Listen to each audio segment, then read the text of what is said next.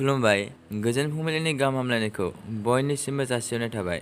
दिनै 29 सेप्तेम्बर 2023 इं मायथाइनि सानसेनि फान्जामुथियाव थानाय राशिफोरखौ फरायथिंनो लाबाय। मेष राशि गोरोन्थिनि थाखाय साजा मोननांनो हागौ। दुखु दाहाजों साना बारलांगोन, उन दाहा खालामगोन। वृष राशि नखराव सुखुनि रादाब फैगोन, बयजोंबो मोजां सम बारहोनो हागोन, गाहाम सान। मिथुन राशि जेंनानिफ्राय उदां जागोन, बिमानि सुखुखौ मोनफुंगोन, संसारनि गोजोनखौ मोनगोन। कर्कट राशि आखायाव फैखानाय खामानिखौ खोमाना लानांगोन, गोसोखौ गाज्रि मोनगोन, गाज्रि सान।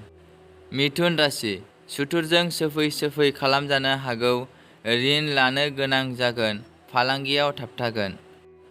कन्या राशि आंगो लोगोखौ लोगो मोनगोन, गोजान थावनि दावबायनो मोननो हागौ, साना गाहामैनो बारलांगोन। तुला राशि गोब्राब बेमारनिफ्राय बारग'नो हागोन, नखरनि जेंनाफोरा जोबस्रांगोन, गाहाम सान।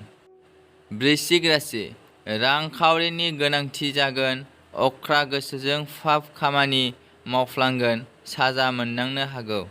धनु राशि नखराव गोजोन गैयै जागोन, बिदा फंबायनि थाखाय जेंना गोनां सान, दुखु दाहाजों साना बारलांगोन। मकर राशि गोसोनि लुबैनाय साननायफोरा जाफुंगोन, बिनानावनि गोजोनखौ मोनफुंगोन, गाहाम सान। कुम्भ राशि सुथुरजों मेगन साजागोन, खामानियाव हेंथा फैगोन, जेंनाजों साना बारलांगोन। मीन राशि गोजोननि सान, थांखियाव सौहैनो हागोन, नखराव गोजोन फैगोन। दिनैनि राशि फरायथिंनाया एसेनोसै। बेजों लोगोसेयैनो बुहुमनि साफ्रोमबो सुबुंफोरनि थाखाय दिनैनि साना गाहामैनो बारलांनो आनान गसाइनियाव आरज गाबनाय थाबाय। गोजोन्थों।